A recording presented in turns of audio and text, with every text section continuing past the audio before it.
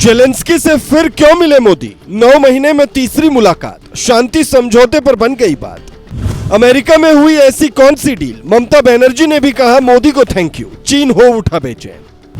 पहले पुतिन से मिले डोभाल, अब मोदी करेंगे मुलाकात। 21 अक्टूबर पर क्यों टिकी है दुनिया की निगाहें?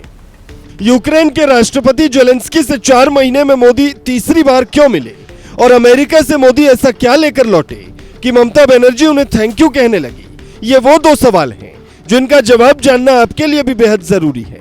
ऐसे में पहले बात करते हैं मोदी जेलेंस्की की मुलाकात की। मोदी पहली बार जून 2024 में G7 मीटिंग के दौरान जेलेंस्की से मुलाकात करते हैं और दूसरी बार मिलने खुद यूक्रेन जाते हैं और तीसरी बार मोदी से मिलने खुद जेलेंस्की न्यूयॉर्क पहुंचते हैं।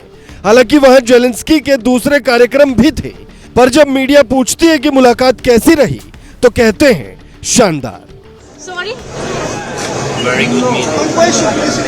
इसका यह मतलब हुआ कि जेलेंस्की मोदी की बातों से सहमत है, लेकिन अमेरिका में मोदी और जेलेंस्की की मुलाकात के दूसरे मायने भी निकाले जा रहे हैं।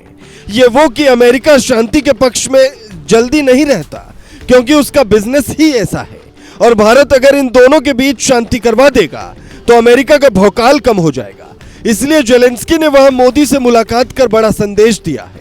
और अब सबको इंतजार 21 अक्टूबर का है, क्योंकि इस दिन ब्रिक्स यानी भारत, ब्राजील, रूस, चीन और दक्षिण अफ्रीका के ग्रुप की बैठक होनी है। इस बैठक के बाद पुतिन और मोदी की अलग से मुलाकात हो सकती है। कुछ दिनों पहले जब डोभाल मोदी का संदेश लेकर पुतिन से मिलने पहुंचे थे तो यह बात सामने आई थी कि जल्द ही मोदी और पुतिन के बीच फाइनल बातचीत हो सकती है। लेकिन यह मुलाकात कब होगी? इससे ज्यादा अहम बात यह है कि भारत ने रूस और यूक्रेन दोनों को एक साथ साध कर अमेरिका को तगड़ा संदेश दिया है। यही वजह है कि मोदी अमेरिका जाते हैं तो बाइडेन और ट्रंप दोनों उनसे मुलाकात की राह देखते हैं, पर मोदी ट्रंप से मुलाकात के बगैर ही इंडिया लौट आते हैं। फोन पर दोनों के बीच बातचीत होती है या नहीं, इसकी कोई खबर सामने नहीं आती, पर यह जरूर पता चलता है कि मोदी अमेरिका से करोड़ों की डील करके लौटे हैं। और इसमें से एक डील तो ऐसी है जिसने ममता सरकार को खुशी से झूम उठने का मौका दे दिया। अमेरिका से मोदी की बड़ी डील।